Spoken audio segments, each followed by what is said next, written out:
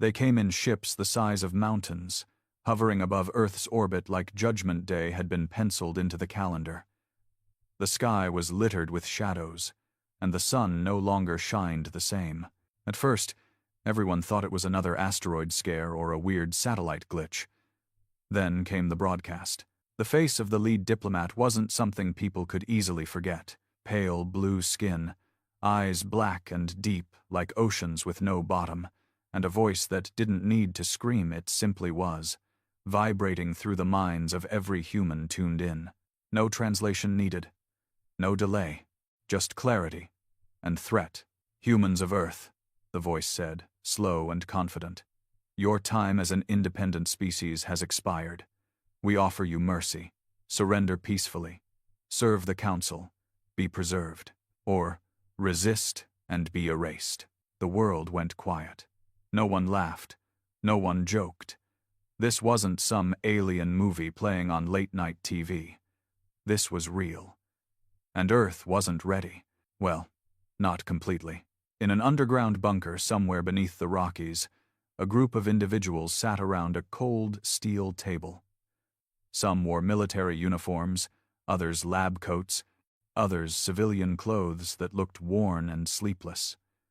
They weren't leaders by rank, they were leaders by necessity. The world governments had fractured too quickly. Panic had done more damage than the arrival of the ships. One man at the table, a former mechanic turned tactical engineer, cleared his throat. We all heard the message. They're not asking, they're telling. And I don't care what kind of tech they have. I'm not bowing to anything with tentacles and a superiority complex. An older woman, gray streaks running through her braids, gave him a sharp look. They'll level cities just to make a point. We're not ready, not even close. But we've got something they don't. Someone else chimed in, a software hacker who'd once brought down a government database just to prove it was vulnerable. We've got rage, we've got fear, we've got crazy, and when you combine all three, that's how you make war. They called themselves the Backbone, a ragtag alliance of scientists, soldiers, rogue leaders, underground groups, and the kind of people who didn't need medals to know they mattered. And right there, in that cold bunker, they made a choice. Earth wouldn't surrender. Earth would fight. And if this was humanity's last breath, it would be one hell of a scream. The first retaliation wasn't loud. It was invisible. While the alien ships loomed above, the Backbone launched something far more dangerous than missiles they sent a virus. Not the kind that makes you sneeze. The kind that slips through firewalls, talks in code, and whispers lies into alien systems. It didn't aim to destroy, it aimed to confuse, to delay, to test the enemy's reaction. The response came in hours. A city in Eastern Europe was turned to ash. No warning, no words, just a beam from the sky and a crater that used to hold 1 million lives. That was the last day Earth stood still. Underground factories roared back to life. Submarines were reprogrammed. Satellites were hijacked. Nations, for once, didn't argue, they adapted. The Backbone became Earth's brain. The angry, desperate billions became its muscle. The message was clear now. The aliens came to enslave a species, but what they found was a species that refused to kneel. 3 days after the first city turned to glass, a new plan went into motion. No one slept anymore. Sleep had become a luxury Earth couldn't afford. Cities that had survived the first orbital blasts went dark, their lights cut off to avoid being targeted. Civilization, as the aliens understood it, was unraveling. But humanity wasn't dying, it was transforming. In the bunkers, the labs, the back rooms of abandoned supermarkets and train stations, minds worked faster than machines. The Backbone was no longer a secret, it had become the unofficial command center of the resistance. They didn't run things the way governments used to. There was no voting, no bureaucracy. If you had a skill, you used it. If you had strength, you were given a mission. And if you had neither, you were taught to dig, patch wounds, or make bullets. Humans didn't need hope. They needed purpose. The virus sent to the alien systems had done more than cause confusion. It had revealed something: the aliens weren't flawless. Their systems, though powerful, relied on centralized command. They weren't used to decentralized chaos.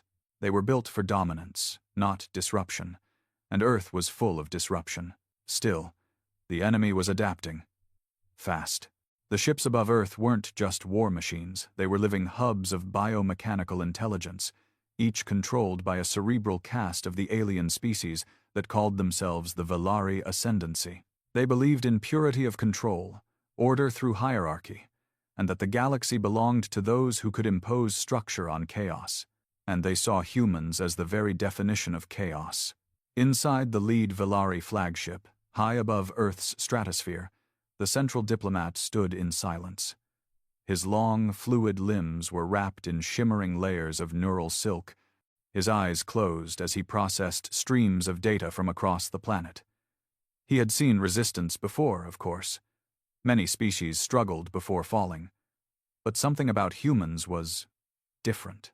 They didn't just resist, they learned while resisting, adapted mid-battle, changed tactics before battles even began. This species, one of his sub-commanders transmitted, is primitive, yet functions like a neural storm. The more pressure we apply, the more unpredictable they become. They are diseased with independence, the diplomat responded.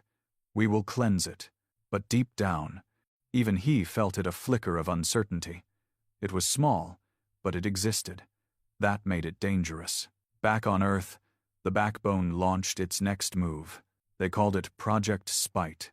Humanity had only one advantage left: desperation. And with it came invention. Project Spite was a collection of insane, last-ditch technologies designed in record time by people who'd never have been taken seriously in any world that wasn't collapsing. There was no time for ethics boards, field testing, or safety protocols. If it exploded, melted, or fried the operator but still worked, it was greenlit. Some of the weapons were simple. A railgun built from the scrap of downed satellites, acid bombs made from industrial waste, hacked drones turned into aerial mines.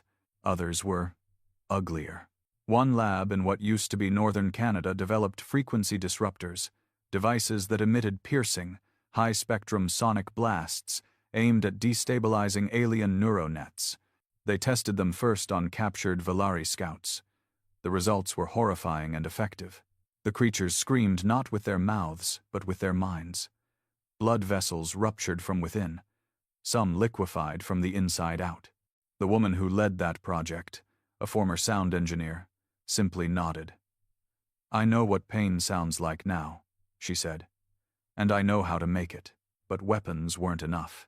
The Velari had numbers, thousands of ships, millions of soldiers, and they had gravity-manipulating tech that could turn a mountain into sand from orbit. The Backbone knew this, so they went underground, literally. Entire cities were rebuilt below the surface. Metro systems turned into barracks, sewers turned into communication tunnels, subways re-engineered into launch bays. And the surface? That was left for the dead, filled with ruins, booby traps, false signals, and drones that mimicked life to mislead alien sensors. By the end of the second week, humanity had vanished from the eyes of the Velari. But they hadn't disappeared, they were just waiting to strike. And they did. The first counteroffensive took place in what used to be Brazil. One of the Velari terraforming units, machines the size of oil rigs, had landed in the jungle to begin converting oxygen-rich atmosphere into something more efficient for their physiology. They didn't expect jungle warfare. The rainforest became a death maze. The Velari troops, tall and slender with exoskeletal armor and plasma blades, moved with precision, but they weren't ready for trees rigged to explode, for venomous creatures hurled at them by silent guerrillas, or for swarms of fire ants weaponized by pheromone bombs. One human name unknown, no rank, ran into the middle of a Velari patrol wearing nothing but mud and a smile. He held a backpack of thermite grenades and whispered something in English before pulling every pin. The transmission from the unit went dark after that. By the end of the operation, the terraforming rig was in flames, and every Velari in the area had either fled or been dragged into the trees, never to be seen again. The aliens learned a new word that day: trap, and another: Revenge. Still, victory was never clean. For every successful hit, humans lost hundreds. Supplies ran thin. Water had to be filtered by hand. Injuries went untreated, and the psychological toll was worse. Children didn't cry anymore. Adults didn't laugh. Everyone aged faster. Some just broke, mentally snapped, disappeared into the wasteland, or turned suicidal in the tunnels. But others became something else, something harder than steel. People with no past, no hesitation, only mission. They became ghosts, shadows, executioners of Earth's vengeance. The Valari called them surface phantoms. They struck at night, without sound. Cut power lines to alien tanks, slipped into outposts, and slit throats with melted metal. One alien commander was found nailed to the hull of his own dropship, with a note written in blood. "You should have come in peace." By week 4, the Valari realized something horrifying. They weren't fighting a species, they were fighting an idea. And you can't conquer an idea. The Galactic Council overseeing the invasion began to get nervous. What should have been a clean absorption of an inferior planet had turned into a messy, costly, morale-shattering quagmire. Broadcasts meant to demoralize Earth instead became memes in underground networks. One of the more infamous ones showed the Valari diplomat giving his surrender ultimatum, edited to have clown makeup and subtitles that read, "We underestimated the naked apes." Earth was laughing again. Not because things were better, but because laughing in the face of doom was the only thing keeping people sane. Then came the turning point. A Valari ship was captured. Not shot down, captured. It had landed in Siberia to establish a forward base. But their systems were compromised by human-made micro-drones the size of insects. These drones snuck aboard during refueling, infected the life support system, and triggered a series of internal malfunctions. Half the crew died from rapid decompression, the other half from carbon dioxide poisoning when their filters shut down. When the backbone operatives entered the ship, they found one Valari still alive, gasping on the floor, claws twitching. He looked up, confused, blood pooling from his nose. One of the humans, a former linguist turned interrogator, knelt beside him and whispered, "You invaded the wrong species." Then they took the ship. Piece by piece, they studied it, reverse-engineered its controls, learned its patterns. The engineers were starving, sleep-deprived, and desperate, but in 10 days, they did what most thought impossible. They flew it. The first human-piloted alien ship broke through the clouds like a phoenix. When Valari sensors detected it, they assumed it was one of theirs until it got too close to a command cruiser and unleashed everything it had. Missiles, lasers, EMP pulses, and at the end, the ship's self-destruct. The command cruiser was vaporized, and humans sent out a signal across the galaxy. "We're learning. Fast." The Valari's message had been clear. Surrender or be erased. But humanity didn't erase easily. They smeared, they stained, they left scars, and now those scars were showing. From the deserts of the old Middle East to the flooded ruins of coastal cities, a new kind of war was being written, one not based on fleets and numbers, but improvisation, rage, and evolution. Earth was a mess. But it was our mess, and we would die defending it. Except, now, dying didn't seem like the only option anymore. Now, humanity had something it hadn't had since the first blast hit Eastern Europe: leverage. The Valari Council met in silence aboard a command station drifting above the moons of Jupiter, far from Earth's skies and the burning carcasses of their ruined cruisers. The chamber pulsed with ambient blue light, breathing with the rhythm of a living thing. The Council didn't need to speak. Their thoughts were transmitted through a shared neural field. For a species built on rigid logic and hierarchy, this silence wasn't peace. It was tension. It was failure. The lead ambassador broke the quiet first. "This infestation must be purged. The humans have violated galactic protocol. They should not possess our ships. They should not be alive," a younger diplomat interjected, his tone sharper. "They adapt too quickly. We underestimated the plasticity of their psychology. Their aggression isn't biological, it's cultural. They choose to fight in madness. They find glory in suffering. They celebrate defiance. Then we remove their reasons to celebrate, another counselor replied. We burn the rest of their cities, starve them, silence their networks. If they speak through chaos, we will return silence. But deep down, they all knew the truth. Humanity wasn't just fighting for survival anymore. They were enjoying the war. In the bunker below what used to be Denver, the Backbone leadership was watching a transmission. Not one of the Velaris, this one was homemade, patched together by resistance fighters in a lab dug beneath a school gymnasium. The video showed the captured Velari cruiser being torn apart piece by piece, wires, energy cores, navigation systems, all repurposed. Human scientists stood beside chalkboards and plasma screens, pointing out discoveries, laughing like mad inventors. One even toasted the camera with a cup of dirty water. At the end of the video, someone stepped into frame, not a soldier, not a general. Just a teenage girl in a patched-up jacket, holding a handmade rifle. "We don't care who you are," she said, staring dead into the lens. "You came here thinking we'd break, but Earth doesn't break. We don't fold. We flip the table. You wanted surrender? You got resistance. You wanted silence? You got a war song." That clip went viral. And not just across Earth's scattered bunkers and labs, but across the Galactic network, because humans had found a way to hijack it. Velari communication streams, once considered unbreachable, had been infiltrated by Earth-based tech. Not to destroy them, but to embarrass them. The messages were short, often less than a minute, but they were brutal. One video showed a Velari patrol ambushed in a sewer, their armor splattered with a corrosive compound that ate through their skin. The footage zoomed in on graffiti scrawled in blood beside the corpses. "Better luck next time." Another showed human children in gas masks flipping off a passing scout drone. Each broadcast ended the same way with the words, "We are Earth. Come get us." Project Spite was evolving too.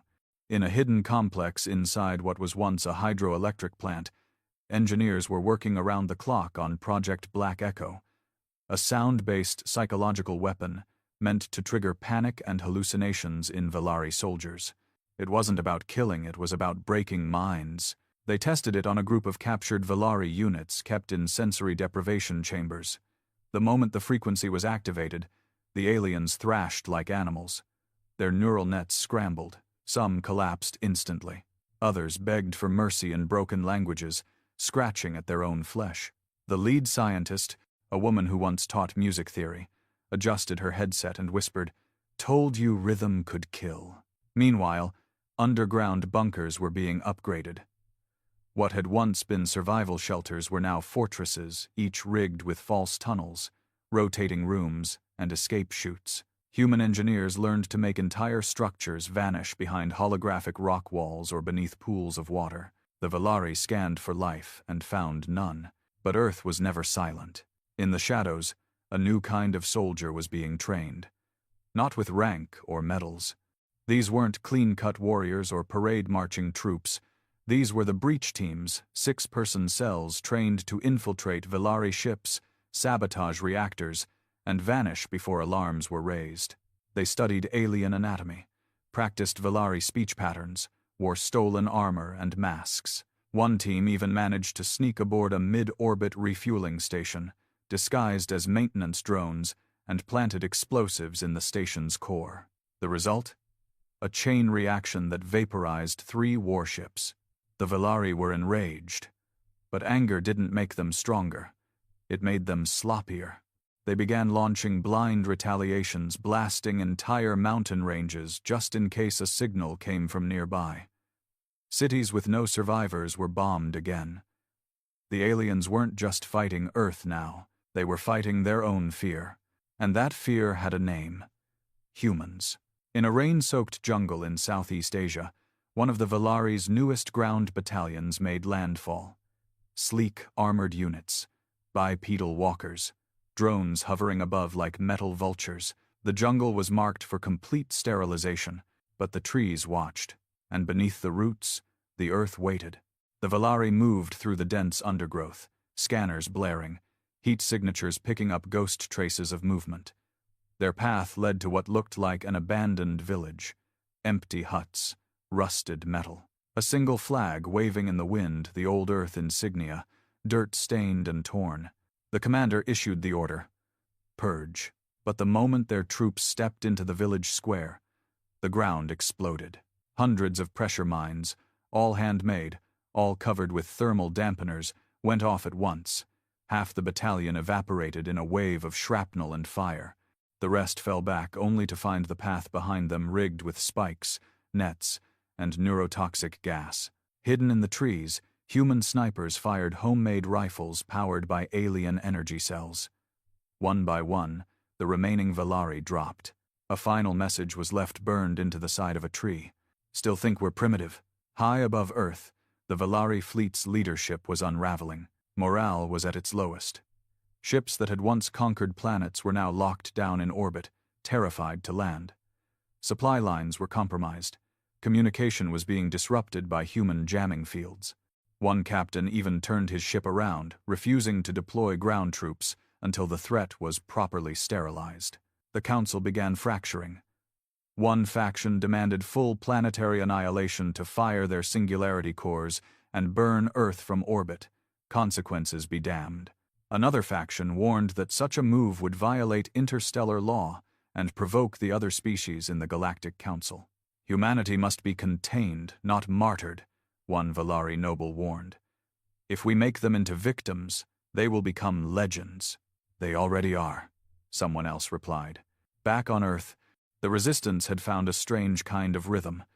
Every death fueled more vengeance. Every defeat sparked more innovation. And now, they had alien tech, fully functional, reverse-engineered, and weaponized. In a salt mine-turned-weapons lab, Earth's first hybrid mech was built powered by Valari plasma cores, armored with salvaged cruiser plating, and piloted by a woman who used to race motorcycles across the Nevada desert. It wasn't elegant. It wasn't sleek. It was loud, ugly, and mean. They named it Mud Devil. The first time it was deployed, it tore through a Valari firebase in minutes. Plasma cannons burned craters in enemy lines. Missile pods fired in chaotic, unpredictable bursts, patterns designed to mimic human rage, not precision. The aliens didn't understand it, because war, to them, was supposed to be choreographed. To humans, war was jazz, improvised, emotional, chaotic, and deadly. The backbone received new intelligence. Valari reinforcements were on their way. The fleet above Earth wasn't the full force. Worse, they weren't even the main force. The aliens were regrouping, planning something bigger, worse, possibly final. But humans didn't plan for defeat. They planned for revenge. A secret program, Project Hollow Sky, was initiated. Its goal wasn't survival. It was escalation. The scientists working on it were some of the best minds Earth had left. And the craziest. A quantum physicist who used to build nukes. A cyberneticist who lost her brother in the first attack. A former criminal who could build EMP bombs out of kitchen appliances. Together, they developed a prototype. A neural wave cannon that could be fired from a satellite. The idea was simple. Scramble the neural patterns of any species tuned to Valari frequencies. The results wouldn't be pretty, and they didn't care. But first, they needed a satellite in orbit. And they needed someone insane enough to fly it there. A name surfaced. A smuggler. A pilot. Someone who used to run supplies through meteor storms and black market routes. No one knew her real name. Everyone called her Rat. She showed up chewing on a matchstick, wearing sunglasses underground, and said, "I'll do it for free. I just want to watch those blue bastards scream." When asked how she planned to survive re-entry after firing the cannon, she just grinned. Who said I planned to come back? The plan was underway. The cannon was loaded onto a makeshift launch rig, retrofitted from an old rocket base. Rat climbed into the cockpit, glanced at the cracked photo of her dog taped to the console, and said, "Let's make history, boys." The launch roared through the night. The sky lit up, and above the clouds, The Valari ships turned to see a human missile rise toward the stars, not to run, but to bring war to the very edge of the galaxy. The stars were silent when the cannon fired. Up in low orbit, wrapped inside a stolen Valari satellite shell, the neural wave weapon activated without warning. No light, no sound, just a ripple invisible and instant that spread across the sky like a quiet scream. The cannon had no official name. It wasn't christened by generals or branded by marketing teams. But down on Earth, they started calling it Skyburn, because that's what happened to the Valari. Dozens of warships began losing control, not exploding, not malfunctioning, forgetting. Their pilots collapsed mid-command. Crew members clutched their heads and shrieked in frequencies that scrambled their own comms. A cruiser hovering over the Pacific just dropped, not as an act of destruction, but as if it had simply forgotten how to fly. When it hit the water, a mushroom of steam shot miles into the sky. Then came the silence. The humans watching from below didn't cheer. They didn't celebrate. They studied. They needed to know what worked and how long it would keep working. Because if Earth had learned one thing, it was this: the Valari were fast learners. But humans were faster liars. The Valari command didn't understand it at first. They assumed it was a new form of psychic warfare or internal sabotage. Some suspected mutiny, others heresy. But as ship after ship reported blackouts, seizures, and system collapse, the truth became harder to ignore. The humans had sent something into orbit, and it was killing from the inside out. Emergency protocols were triggered. Communications across the orbital fleet were shut down for 72 hours to prevent further contamination. The Valari encrypted all remaining messages with a fresh neural key, one that humans wouldn't possibly decode. They were wrong. Within 18 hours, the new key was cracked. Why? Because humans weren't guessing anymore. They were learning in real time, building AI systems not designed for perfection, but for imitation. Programs that thought like the enemy, that dreamed like the enemy, until they could open any system like a rusted lock. The Valari called it an abomination. Humans called it Plan B. Somewhere deep in what used to be the Mojave Desert, a new underground base had gone operational. It wasn't a bunker. It wasn't a lab. It was a launch hive. Here, humanity's first hybrid craft were being assembled, not fighter jets, but orbit breakers. Ugly, asymmetrical ships patched together from Earth metals and Valari fragments, held together with sweat, spite, and welding torches. They were too slow to dogfight and too fragile to face cruisers head-on, but they didn't need to. Their only purpose was to get up and take the war to space. The first launch was silent. No global broadcasts, no victory speech, just a coded message sent to every surviving resistance cell. We are no longer ground-bound. The ship was piloted by a squad of nobodies.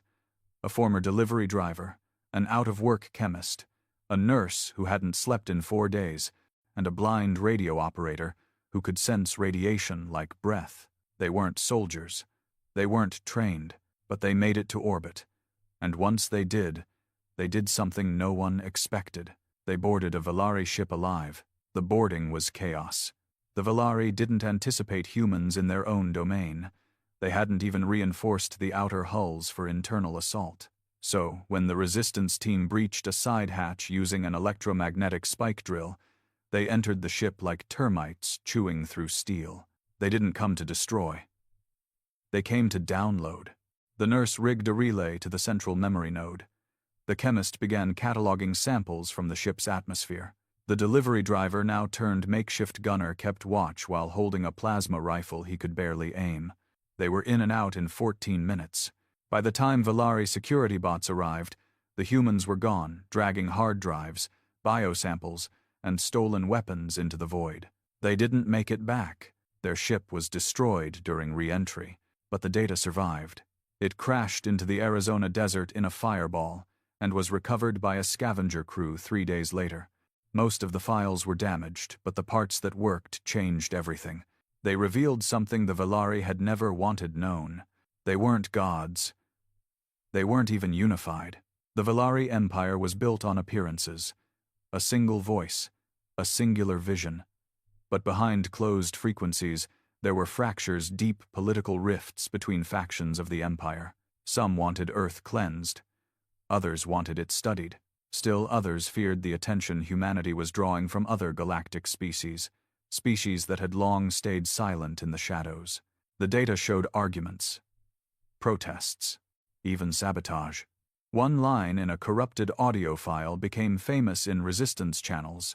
"We cannot afford to create another Solari crisis. These humans are not prey. They are ignition." No one knew what the Solari crisis was. But the implications were clear. Earth wasn't just surviving the invasion. It was destabilizing the invaders. Back at the Mojave launch hive, Project Golem was entering final testing. Unlike previous designs, this ship was meant to fight. A two-pilot attack vessel, fitted with hybrid thrusters and loaded with sound-based weapons designed to scramble Velari neural armor. Its armor was salvaged from downed drones. Its interface was mostly duct tape and repurposed VR equipment. But it could turn on a dime and fire while doing it. The test pilots were twins, street racers from Detroit, raised on war and junkyards. They had spent more time in stolen cars than classrooms, and that made them perfect. They didn't think like pilots. They thought like survivors. When Golem launched, it didn't fly straight. It drifted, skidded, spun, twisted in zero-G like a shark learning to swim. When it engaged its first target, a Scout-class Velari vessel, it didn't aim for center mass. It aimed for the joints, the antenna, the exposed belly. 3 shots. 1 kill.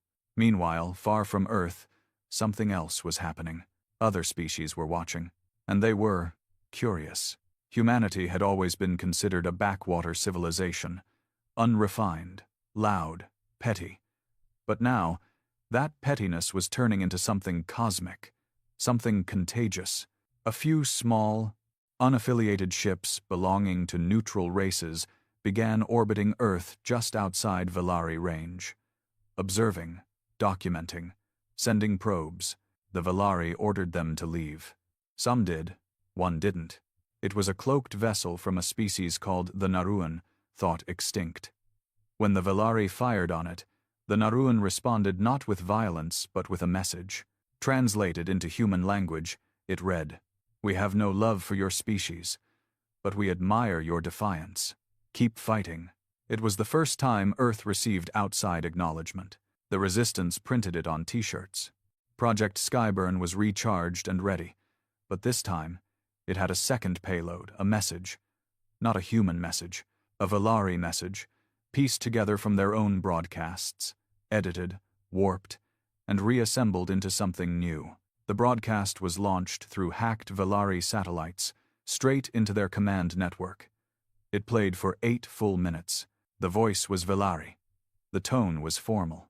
But the words were unmistakably human. "We are not broken. We are not afraid. You came to enslave us. But we will rewrite you. For every drop of our blood, we will steal a piece of your empire. You demand surrender. We demand your fear." The Velari tried to trace the signal. They couldn't, because it came from 5 separate points all moving. The humans had launched satellite drones. Dozens, hundreds, some real, some fake, all scrambling Velari systems and pinging their own comms with taunting messages. The war wasn't just on Earth anymore. It was in the skies, and humanity had made it messy. The Velari High Council convened once more. This time, with desperation in their signals, a new vote was called. Option 1. Withdraw. Cut losses. Contain Earth through orbital blockade. Option 2. Planetary annihilation. Fire the singularity cores and remove Earth from the galactic map. Option 3. Reclassify humanity as a Tier 7 rogue species. Dangerous, unpredictable, and not to be engaged without extreme caution. The vote was split. But before they could decide, something unprecedented happened. A human ship, one of the first hybrid fighters, docked with a Velari diplomatic relay station. Illegally. Unannounced. Inside were 2 resistance fighters. Not to fight, but to negotiate. They offered a simple message. You leave. We don't chase you. You stay. We learn how to kill you faster. The choice is yours. The Valari commander ordered them killed on sight. But the guards hesitated, because the humans were unarmed and smiling, like they already knew what came next. The humans walked out of the Valari relay station alive. No shots fired, no blood spilled. Just two unarmed resistance fighters, dressed in patched-up environmental suits and cracked helmets, strolling through a corridor of armed Valari guards. The alien soldiers had weapons trained, claws ready, neural blades humming, but they didn't move. Because something about the humans, something beyond logic or threat, had made them pause. It wasn't arrogance. It was certainty, the kind that only comes from people with nothing left to lose, and everything left to destroy. When the diplomatic relay commander finally gave the order to open fire, the humans were already gone. Their evac pod had launched from the underside of the relay and burst into warp using scavenged drive tech. Their message had been delivered, and the Valari understood one brutal fact. This wasn't a war for Earth anymore. This was a war for dominance. Down on the planet, the resistance was changing. Victory, or the scent of it, had changed people. Not softened them, but sharpened them. The rage that once kept them alive was evolving into purpose. They were no longer simply reacting to invasion. They were building toward retaliation. Underground networks that once funneled supplies were now coordinating global counterattacks. Resistance hubs, once isolated and protective, began to share intel, strategies, and weapon designs openly. The backbone had become a brain, a global organism of rage-powered intelligence. A new motto had emerged among field units. Fight dirty, speak loud, burn everything they love, and humanity meant it. One of the new operations, codenamed Needle Rain, targeted Valari terraforming satellites, still hovering in Earth's upper atmosphere. These satellites weren't just transforming the air, they were broadcasting low-frequency neural pulses designed to weaken human emotional response, dulling empathy, and suppressing resistance coordination. The scientists behind the satellites assumed it would pacify the population, but they didn't understand the human mind. It didn't dull rebellion. It just made the rage cold. Needle Rain launched in 3 waves. The first wave involved ground-to-orbit railguns built from leftover magnetic turbine systems. They fired shells made of deconstructed drones, laced with fragments of alien signal jammers, and a crude guidance system made from repurposed smartphone accelerometers. The second wave was entirely drone-based. Over 400 homemade satellite hunters cobbled together by junkers and gearheads across the globe, launched in staggered pairs, using balloon-assisted liftoffs and chemical boosters designed in basements. The third wave was something new. It was human-piloted. A dozen suicide squads launched from underground silos, their craft coated in reflective debris to confuse Valari radar. Most didn't make it. A few never even left the atmosphere, but 3 did, and those 3 were enough. The neural pulse satellites exploded silently in the black above Earth, blooming into violet halos that drifted into nothing. The moment they vanished, every resistance fighter on the planet felt it. Not relief, not peace, clarity. It was like the air got thicker, sharper. Like emotion had teeth again. The humans felt everything. And they weren't numb anymore. The Valari command scrambled to recover. Internal chatter was chaotic. Whole fleets had gone dark. Officers were questioning orders. Some commanders, the oldest, the most disciplined, simply disconnected. No transmission, no goodbye, just silence. Because they'd seen this pattern before. Just not from humans. There was an old Valari legend one buried, classified, and considered political heresy to even mention. It spoke of a species from another galaxy that had once rebelled during the early expansion days of the Valari ascendancy. That species had done something unthinkable. They'd won a single battle, just one. But that single victory had ignited a revolution across 10 systems, forcing the Valari to retreat not out of weakness, but because the cost of control had exceeded the value of conquest. They called it the Solari Crisis. And the humans? They were looking exactly like that. Meanwhile, on the edge of Saturn's orbit, something massive stirred. Buried deep inside the icy crust of one of its moons, the Velari had built a backup base, a fortress of silence, rigged for emergency control and population reset protocols. It was meant to be the final bastion, should Earth fall into disobedience too quickly. The Velari rarely planned for failure, but they always planned for betrayal. Now, that hidden station had become active. Its mission: deploy a purge beacon, a last resort weapon that would emit a solar-level flare directly into Earth's magnetic core, triggering catastrophic magnetic collapse. It wouldn't just kill humans, it would wipe out all biological identity on the planet. Reset Earth to zero. The beacon needed 12 hours to charge. The humans found it in 3. They didn't have a fleet. They didn't have a proper army. But they had Golem Squad, the twin-piloted hybrid fighters that had taken down Velari scouts in orbit. The Golem twins, riding in their upgraded assault ship now named Banshee, led the strike team. Behind them followed 6 more fighters, each flown by a mix of ex-mechanics, ex-smugglers, drone operators, and one ex-janitor with the highest kill count in orbit. The assault on the beacon wasn't a battle, it was a storm. Velari defense drones rose from the ice in clouds. Their weapons were faster, smarter, but the humans didn't fight head-on. They split formation, curved back, and attacked from angles the drones weren't programmed to anticipate. Plasma fire cut across the moon's surface like scars. The Banshee's main cannon, a soundwave disruptor, fired into the beacon's control dome, shattering its insulation layer. Then came the missiles, laced with molten uranium, punching straight into the reactor's gut. The moon quaked. But the beacon wasn't destroyed, not fully. It was counting down. 8 minutes remained. And that's when the janitor spoke up. "Guess it's time to clean this up." He turned his ship, already damaged, barely holding together, and flew straight into the beacon's exposed vent core. The blast could be seen from Mars. The beacon collapsed into itself. The moon cracked, and Earth was safe for now. The squad returned. All but one. The ex-janitor's name was never broadcast, but every fighter painted a mop on their hull after that. The Velari command held one last meeting. Encrypted. Secured. Red-level access only. There were no votes this time, just a long silence. And a single command: initiate withdrawal protocol. When the ships began to pull back, the humans didn't believe it at first. Survivors on the ground looked up to see the stars clearing, the shadows breaking. Velari war cruisers rising silently, like ghosts fading from a battlefield. But there were no cheers, because no one believed it was over. Not yet. The Velari didn't lose. They paused, retreated, calculated.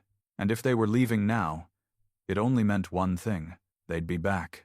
In a hidden chamber deep beneath the ruins of London, the Backbone Core Command gathered around a massive, cracked screen. Data flowed faster than words, scans of the retreat, intercepted messages, fading life signatures. A tech officer ran in, breathless. "They're really going," she said. "Their entire command fleet just jumped. Only a few scout ships left behind." An old man with a scar across his temple leaned forward. "So, we won." No one answered. Instead, one of the senior resistance leaders, a woman who hadn't spoken since her son died in the first orbital blast, stood and said, "No, we survived. Now we start building." Earth was broken. The skies were still littered with debris. Cities were ruins, oceans poisoned, air thin in places, species extinct, families erased. But the humans were still here. And now, they had pieces of alien technology, weapons they didn't fully understand, engines with no manuals, armor made from alien bone and liquid metal. They had knowledge, and they had questions. Why had the Velari been so afraid of rebellion? What happened during the Solari crisis? And why, deep inside the stolen data from the Velari flagship, was there a single encrypted folder with one word in English? Second, 2 weeks after the Velari retreat, Earth was still smoldering. The silence left behind wasn't peaceful, it was heavy. The sky was clearer, sure, but it felt like looking into the barrel of a gun that hadn't fired yet. People weren't rebuilding out of hope, they were rebuilding like they knew the aliens would return, and next time, they'd aim lower. But beneath the surface, something else was growing. Information. The stolen Valari data had been passed through every decryption team Earth could scrounge up. Military cryptographers, teenage hackers, reprogrammed AIs, even a blind woman who could feel machine languages by tone. Together, they cracked it open. The folder labeled Second was locked behind 10 layers of alien encryption organic code that rewrote itself every few hours. It wasn't just security. It was fear. The kind of fear that didn't want to be named. It took them 7 days.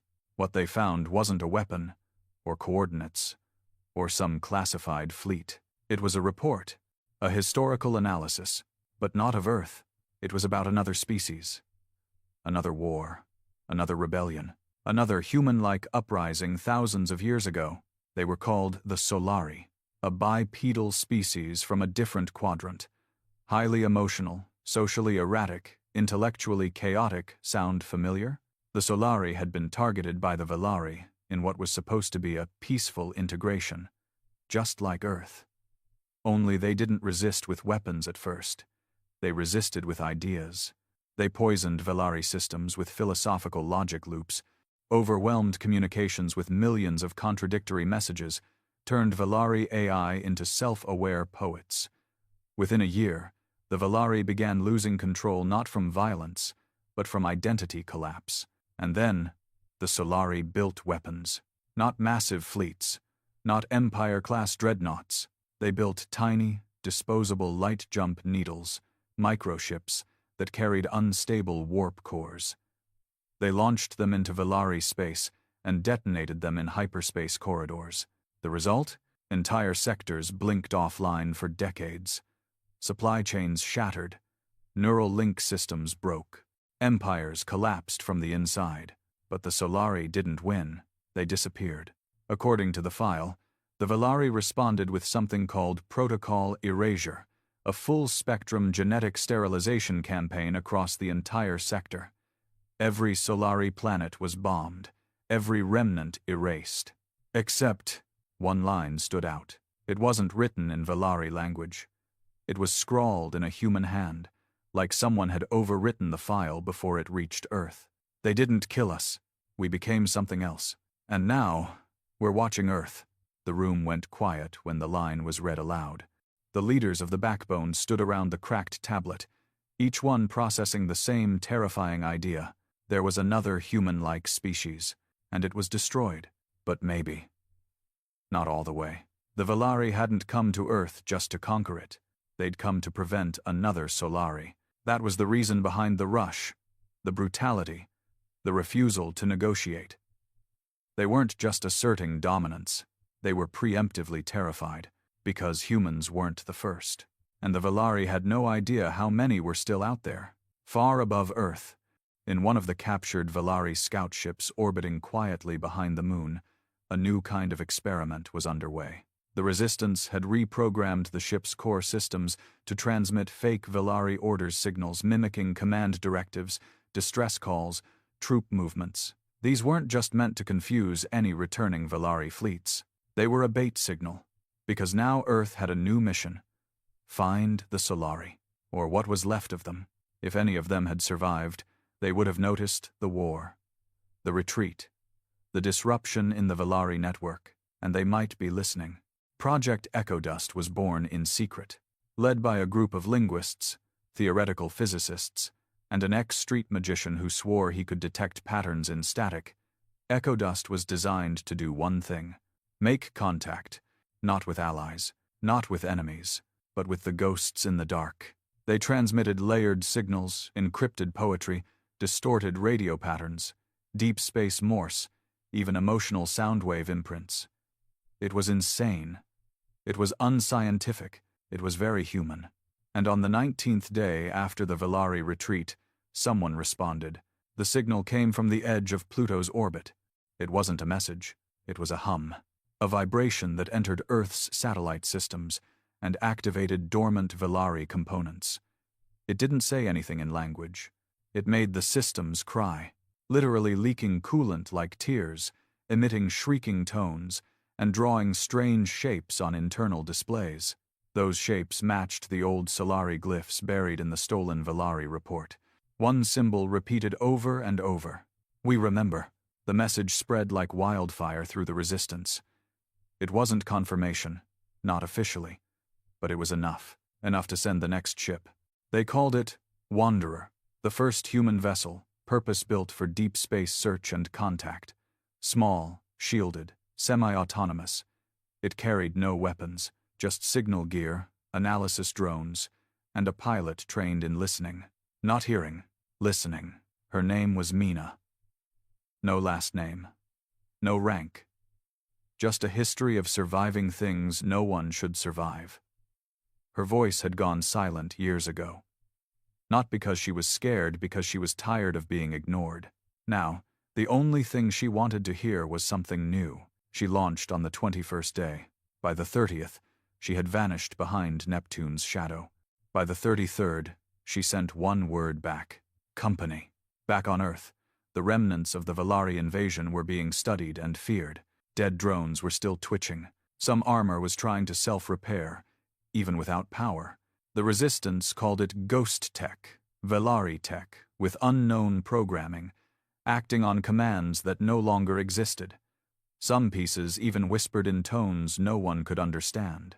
One technician went insane after sleeping near a crate of broken neural helmets. He swore the helmets were dreaming. Another disappeared entirely. Only her shadow remained, burned into the wall like a negative. The message was clear. Valari Tech wasn't dead. It was waiting. In orbit, human satellites began to pick up new movements. Not Valari. Not anything they recognized. Ships. Small.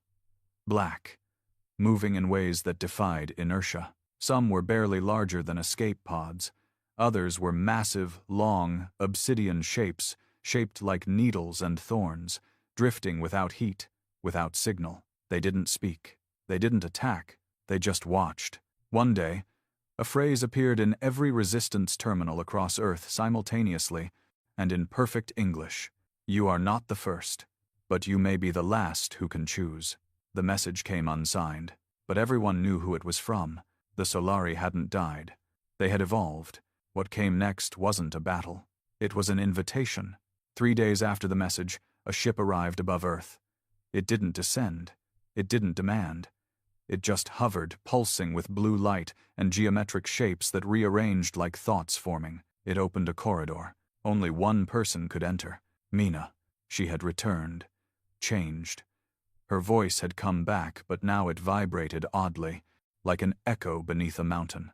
She looked at the ship, then at the people who gathered to watch her go. "Don't follow," she said. "I think this is the part where we learn what comes next." Then she walked inside. The ship vanished without sound. Earth was alone again, but not trapped, not lost, because now they had a direction, a warning, and a question. The Valari were gone, for now. The Solari were real, but there was a whisper in the data, a repeated phrase buried deep in the Valari logs, always referenced in fear.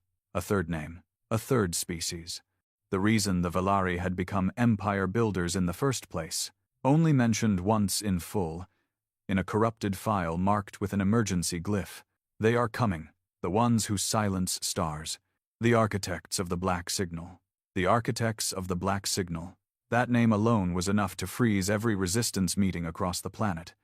Not just because it sounded like the punchline of a horror story, but because of how often it didn't appear. In the thousands of pages of decrypted Valari logs, the architects were referenced only 7 times. Each time was redacted. Each mention triggered deletion failsafes, memory wipes, and cascading neural lockdowns even on Valari minds. They feared even remembering them. And that told the humans everything they needed to know. This wasn't another empire. This wasn't another species coming to claim territory. This was something older, and Earth had their attention now. In the burned-out shell of what used to be a university in northern Japan, a resistance team known as Threadline had been assigned to trace the origin of a strange, repeating signal.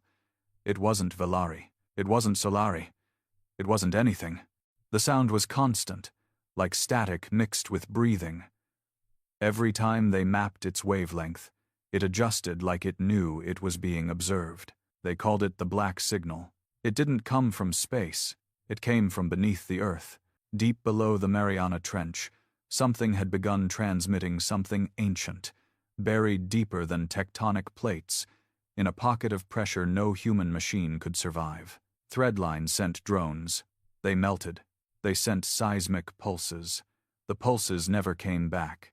Finally, they dropped a disposable pod, filled with nothing but high-frequency sound recorders and a single message.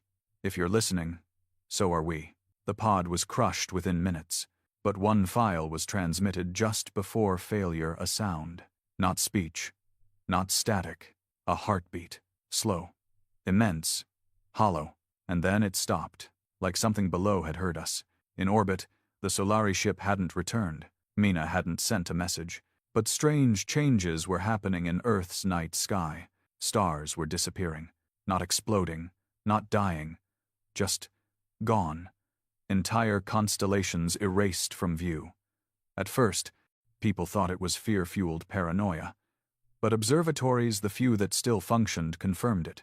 14 stars within known galactic reach had ceased to exist. Not faded, not blinked out, just removed like someone had blacked out parts of the sky with a permanent marker. That's when the black signal began broadcasting above Earth. Not a ship, not a fleet. A shape. It entered the solar system slow, not drifting, but gliding, like it was surfing through the void on rails only it could see. There was no heat signature, no gravitational pull. It didn't block out light. It absorbed it. It was a void wrapped in architecture, a city of impossible angles, rising towers that folded in on themselves, rotating black geometry suspended in open space. It didn't orbit. It anchored just beyond Pluto, hovering like judgment. The Resistance tried scanning it. Every system fried. One satellite simply vanished from history, all memory of its creation erased from archives and human minds alike. Only one word could describe it: unknowable. But Earth knew one thing for sure. This wasn't a visit. It was a verdict. At the newly built bunker beneath the ruins of Johannesburg, the Backbone's new central command called an emergency council. The data was incomplete. The scientists were panicking, and for the first time since the war began, no one had a plan. The Valari feared them, one analyst whispered, scrolling through still corrupted logs. Every time the name comes up, their systems collapse. Not shut down. They fracture. Did we trigger them? A commander asked. No, the scientist said. They were always watching, but now we're loud enough to hear. That's when the lights went out. Not in the bunker. Across Earth. It started with minor systems. Radio towers, internet grids, then satellites, then power plants. Cities blinked out in chunks. Backup batteries caught fire. Generators shut down on cue, not from damage, but from choice. As if the energy refused to flow. Across the globe, people stared into dark streets, silent skies. Then came the whisper. No one could agree on what it said. It wasn't in one voice. It wasn't in one language. It was in all of them, overlapping, layered, whispered through walls, water, blood. Some heard it say, "You were not made to survive." Others heard, "Your spark is not your own." But the message that stuck the one burned into memory was this: "We remember your creators." And that's when Earth began to question the truth. In a secret chamber beneath what used to be the Vatican Library, survivors had collected religious texts, ancient myths, hidden scrolls, any record of humanity's ancient past, hoping for some connection. And in a forgotten scroll from an unnamed desert tribe, they found a crude sketch of a dark shape in the sky, above a bleeding tree. The shape matched the black signal's silhouette. The text beneath read, "The ones who came before stars, who lit suns for fun, who planted mines, and pulled them like weeds." What if humanity hadn't evolved naturally? What if Earth was just a test site, and now the test was over? Project Echo Dust was restarted with a new purpose. They no longer searched for the Solari. They tried becoming them. Every scrap of Solari code, philosophy, music, architecture, was fed into a new AI called Sibyle, designed to think between logic and madness. It ran simulations using every cultural blueprint Earth had. Within 2 days, it offered its first response. You will not beat them with strength. You must beat them with belief. They asked the AI to elaborate. It didn't.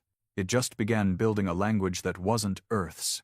It wasn't Velari, wasn't Solari, wasn't mathematical. It was emotion encoded as signal, and when they played it back through Earth's fractured comms, the black signal paused, only for 6 seconds, but it paused, and that was the first sign that the enemy could be reached. Above the clouds, Earth's final gamble began construction. Project Mirrorborn, a hybrid weapon not made of steel or plasma but of story, identity, belief, a weaponized myth, a virus of symbolism. They would make the black signal see humanity the way humans saw themselves, flawed, terrified, desperate, but unbroken. The idea wasn't to win. The idea was to infect the architect's cold logic with something it had never absorbed, meaning. As Mirrorborn prepared, Earth sent one final message not from generals or leaders or heroes. It came from a child, a refugee. She stood in the center of an empty city and whispered into the cracked mic of a salvaged drone. We don't want to be gods. We just want to matter. If you end us, you'll never know what we could have been. The drone flew high, into space, into silence. And then the black signal responded, with a sound so low, so deep, it cracked Earth's upper atmosphere for 6 seconds. Then it began to leave. It didn't speak. It didn't fire. It just turned. And as it drifted beyond Pluto, the stars it had erased began to return one by one. Light came back. Power returned. Satellites blinked online. Earth breathed. And a final whisper echoed across the neural lines. We will return. Show us something worth saving. The stars had returned, but the silence left behind wasn't peaceful. It was a pause. The black signal had left the solar system without firing a single shot, but the mark it left behind was more than physical. People didn't celebrate. There were no parades, no declarations of victory, only one unspoken truth echoing across every ruined bunker, shattered city, and hollowed soul. They weren't done with us. The architects of the black signal had withdrawn, but they had given Earth an ultimatum. Show us something worth saving. And the countdown had begun. In the shattered remains of Nairobi, beneath a skyscraper that once housed 5,000 before the orbital burn, a team of artists, scientists, dreamers, and engineers came together in what was left of the old cultural district. Not to build a weapon, not to prepare for war, but to create something else entirely. They called it the pulse, a signal, a living broadcast. Something that couldn't be quantified by logic or decoded by alien minds. It wouldn't deliver coordinates, data, or threats. It would deliver emotion, the raw, painful, beautiful essence of humanity. Not a scream for survival, but a confession. The pulse would be broadcast using the modified remnants of the Skyburn system, fused with Velari neurotranslation arrays and Solari harmonic frequencies. But the message wouldn't come from any government, commander, or AI. It would come from everyone. Children, elders, the wounded, the forgiven, the hated, the redeemed, the liars, the truth-tellers.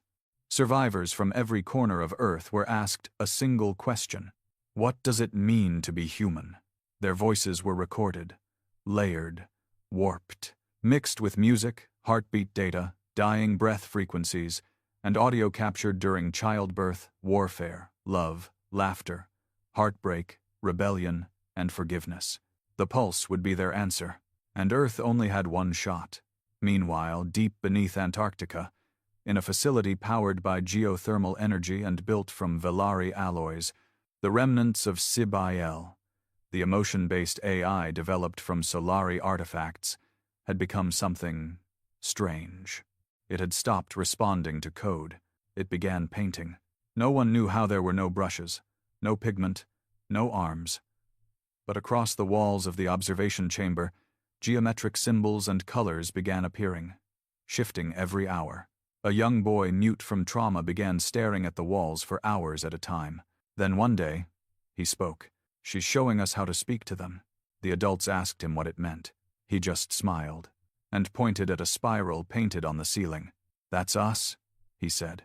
Unfinished. Mina returned. No ship, no announcement. Just a flash of impossible light in the upper atmosphere and her landing in the Sahara Desert, standing barefoot beside a meteor crater with her eyes glowing a faint indigo. She didn't remember much. Or maybe she remembered everything and couldn't say it. But she delivered one message to the Resistance Command. They weren't always like that. She wasn't talking about the Velari. She was talking about the architects. Before they became gods, they were witnesses. Historians. They watched the first sparks of life and preserved them. But something changed. They started deleting, curating existence like art. And when we got loud, they came to decide whether we were a masterpiece or a mistake. She paused. They're still deciding. Time passed. The earth began to regrow. Cities weren't rebuilt the same. No one cared about skyscrapers or stock markets anymore. People lived closer now, beneath ground, in domes, in repurposed ships, but something deeper had changed. The human spirit, that messy, furious, beautiful force, had fused with understanding. For once, survival wasn't about proving power. It was about proving value. The pulse was nearly ready. And in its final version, it contained no lies, no filters. It showed humanity's first sins: war, greed, genocide, betrayal. But it also showed rebellion, mercy, love, sacrifice, forgiveness. It showed children singing beside burning cities, mothers holding dead sons in arms that refused to let go.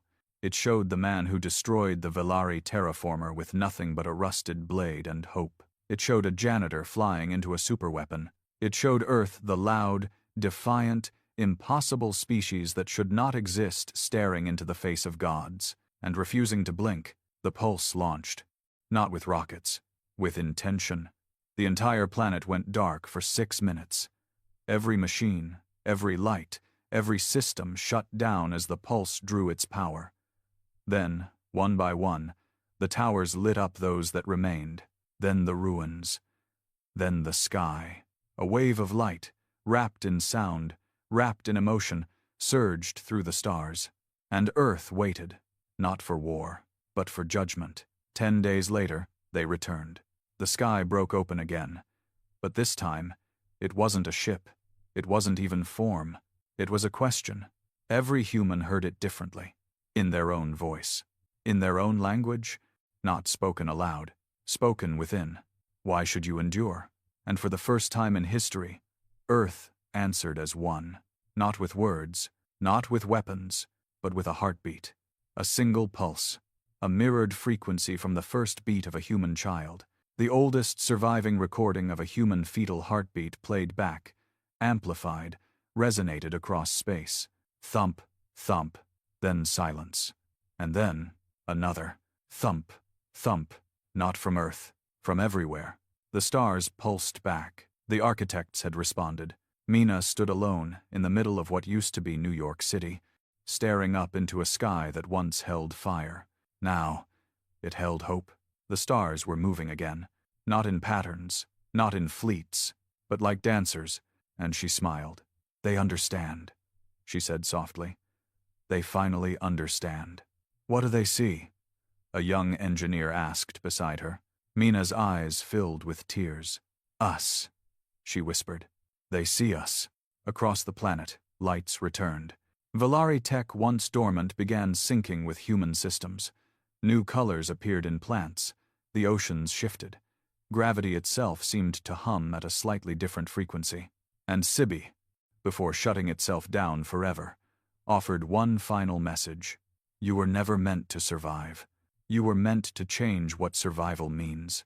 The architects did not send a gift. They did not crown Earth, but they left something behind. Above the planet, in permanent orbit, a single structure, a dark, black ring, humming with unseen energy. No doors, no markings, just a presence.